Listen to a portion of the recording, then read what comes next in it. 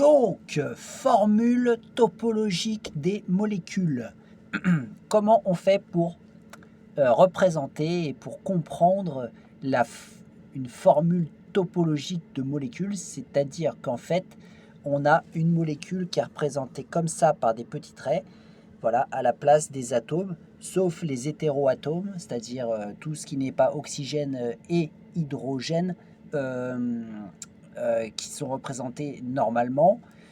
Comment est-ce qu'on fait? Donc du coup, quelle est la règle généralement à appliquer? On part déjà de la formule semi-développée de la molécule. Formule semi-développée, c'est-à-dire c'est la formule avec les liaisons entre tous les atomes, sauf on ne met pas en évidence les liaisons avec les hydrogènes. Bon, parfois on fait une petite liaison comme ça avec un hydrogène dans des cas particuliers, par exemple dans les groupes caractéristiques, mais la formule semi-développée, c'est ça. Et donc, du coup, une fois qu'on part avec cette formule semi-développée, en fait, on va remplacer les liaisons carbone-carbone, comme ça, que ce soit des liaisons simples ou des liaisons doubles, hein, par juste un trait, comme ça. C'est-à-dire qu'on ne met plus les carbones, on met juste un trait, comme ça. Et donc, quand on a plusieurs liaisons carbone-carbone qui se suivent, bien sûr, on ne va pas faire un trait comme ça et ensuite un autre trait comme ça. Sinon, on ne va pas comprendre que là, il y a un carbone. Et puis, de toute façon, c'est relatif aussi à la géométrie des molécules. On fait comme ça. Voilà, comme ça, on comprend qu'il y a un carbone là, un carbone là, un carbone là. Voilà. Donc ça, c'est la première étape. Autre petite règle. Oui, donc comme j'ai dit, on n'écrit pas les carbones et les hydrogènes parce qu'on sait très bien, pour ceux qui ont quand même quelques connaissances, combien un carbone fait de liaisons simples. Donc du coup, on peut très bien imaginer combien il a d'hydrogène sur lequel qui est lié à lui, hein.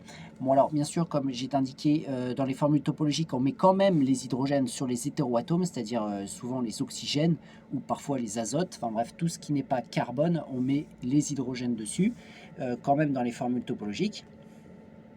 Voilà, dans la manière d'écrire en topologique. Et bien sûr, on écrit les hétéroatomes, c'est-à-dire dans les formules topologiques, on met quand même les oxygènes et les azotes, on les écrit quand même, hein, attention.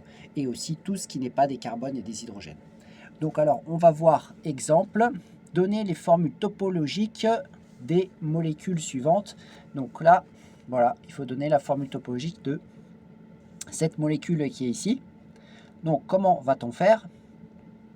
Bah voilà, je pars d'un point, je fais un trait, et là j'ai déjà fait ce carbone et ce carbone. Voilà, c'est beaucoup plus rapide.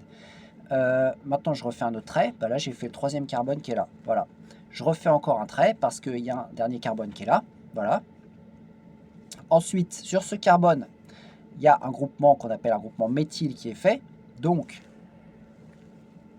je fais un trait sur ce carbone. Alors on a le choix, on peut le faire vers le haut ou vers le bas. Vers le bas, c'est mieux, comme ça. Voilà. Et sur ce carbone-là, on a une double liaison oxygène. Donc je fais une double liaison. Et là, je fais un oxygène. Voilà. Je ne fais pas cet hydrogène-là. Pas besoin. On sait très bien qu'il y aura un hydrogène là. Ceux qui s'y connaissent en chimie devineront très bien que ici, il y a 3 hydrogènes. Ici, il y a 2 hydrogènes. Ici, il n'y a qu'un seul hydrogène. Ici, il y a 3 hydrogènes sur ce carbone, etc. Voilà la formule topologique de cette molécule, qui est un aldéhyde. Maintenant, passons au suivant, qui est également un aldéhyde. Donc là, on a combien de carbone? Je vais faire un trait pour lui, un trait pour lui, un trait pour lui, un trait pour lui. Pour les liaisons. Donc, premier trait, deuxième trait, troisième trait, quatrième trait. Est-ce que c'est bon? Donc, 1, 2, 3, 4, 5. 1, 2, 3, 4, 5. Oui, c'est bon. 5 carbones sur, en quelque sorte, la chaîne principale. Sur ce dernier carbone, double liaison O. Voilà. Et après, sur le carbone qui est à 2 de ce carbone-là, c'est-à-dire ce carbone qui est là, c'est-à-dire qu'il c'est pas ce carbone-là, mais celui qui est là, il y a 2 carbones, un groupement éthyle. Donc, je vais faire un premier trait pour la première liaison jusqu'au premier carbone qui est là, et ensuite un deuxième trait comme ça, par exemple. Ça peut être fait comme ça. Donc, voilà pour la formule topologique de cette molécule. On va passer à la molécule suivante. Donc, là, on a 3. Pour arriver jusqu'ici, on a 4 carbones. Donc, voilà, 1, 2, 3, 4. Double liaison sur ce carbone-là avec un oxygène. Ensuite, une liaison jusqu'à un autre oxygène. Et ensuite, il y a 3 carbones. Donc, une liaison jusqu'au premier. ensuite deuxième et troisième. Voilà. On va mettre les substituants. Donc là, sur le carbone qui est juste à côté de celui où il y a le double liaison O, il y a un autre carbone, un groupement méthyle, comme ça. Donc je vais juste un trait pour indiquer qu'il y a un carbone ici. Et ensuite, là ici, un autre groupement méthyle sur le carbone qui est juste à côté de cet oxygène. Donc là, je le fais vers le haut. Donc voilà pour la formule topologique de cette molécule. Alors maintenant, on va voir le sens inverse. Passer de la formule topologique à la formule semi-développée. Bon, bah chacun des sommets de traits là que j'ai fait, c'est des carbones. Hein. Donc je vais faire un premier carbone, un deuxième carbone, 2, 3, 4, 5, 6, 7, 8, 9. Bon, je peux en faire 9 sur la chaîne principale. Donc 2, 3, 4, 5, 6. Là, je ne fais pas en zigzag, je peux faire tout droit. On ne s'occupe pas de la géométrie ici. Donc 2, 4, 6, 7, 8, 9. Je mettrai les hydrogènes à la fin.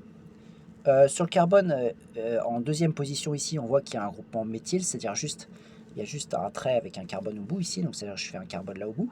Ce sera un CH3, je peux le mettre directement. Ensuite, sur le 1, 2, 3, troisième, 1, 2, 3, on a un groupement méthyle, c'est-à-dire deux carbones qui se suivent comme ça. Voilà, CH3, CH2. Et voilà, j'ai fait tous les carbones de cette. Ça s'appelle un alcane, puisqu'il n'y en a que des carbones avec des liaisons simples. Et maintenant, je positionne les hydrogènes. Donc, H, H2 ici, parce qu'il faut se rappeler que un carbone, ça fait combien de liaisons? 4 liaisons simples. Donc, par exemple, celui-là, il en a déjà fait 2. Donc, j'ai juste 2 hydrogènes à mettre. Celui-là aussi, H2. Là, j'en ai qu'un seul, puisqu'il fait déjà 3 liaisons. Là, H2. Là, H3. Et voilà, voilà la formule semi-développée de cette molécule. On fait le suivant. Donc là, on regarde, on peut compter dans à peu près dans la chaîne principale. Combien il y en a? Je dis que ça, c'est la chaîne principale. 1, 2, 3. La chaîne principale, c'est la chaîne la plus longue. Donc, je vais faire 3 carbones. 1, 2, 3. Il ne faut pas croire qu'il y en a un ici, hein, parce que là, c'est juste la liaison avec l'oxygène qui est là. Donc justement, il y a une liaison avec un oxygène et qui est lié à un H, comme cela. Voilà. Donc là, on voit que dans la formule topologique, ils ont mis quand même le H sur l'oxygène. Hein, il faut le mettre. Et ensuite, sur le deuxième carbone, on a un groupement avec un seul carbone, comme cela. Et voilà, j'ai plus qu'à mettre les hydrogènes. Ici, j'en mets 3. Ici, j'en mets qu'un. Ici, j'en mets 2. Et ici, j'en mets 3. Voilà. Tout le monde a ses bonnes liaisons. Tout le monde fait le nombre de liaisons souhaitées. Cette molécule est donc faite comme il faut. Maintenant, on regarde l'autre ici. Donc 1, 2, 3, 4, 5, 5 carbones sur la chaîne principale. 1, 2, 3, 4, 5. Sur le dernier carbone, il y a une double liaison OH. C'est un groupement carboxyle. Et ensuite, sur le carbone qui est voisin de ce groupement carboxyle, c'est-à-dire sur celui qui est là, on a deux carbones qui se suivent, c'est-à-dire un groupement méthyle. J'ai mis tous les carbones, là c'est bon. J'ai mis tous les carbones. Maintenant, bon, on met les hydrogènes. Donc sur celui-là, il y en a 3. Sur celui-là, il y en a 2, parce qu'il fait déjà 2 liaisons. Celui-là, il y en a 2, pareil, il fait 2 liaisons. Celui-là, il fait déjà 3 liaisons, donc j'ai plus qu'un hydrogène à mettre. Sur celui-là, j'en mets 2. Sur celui qui est là, j'en mets 3, parce qu'il ne fait qu'une seule liaison.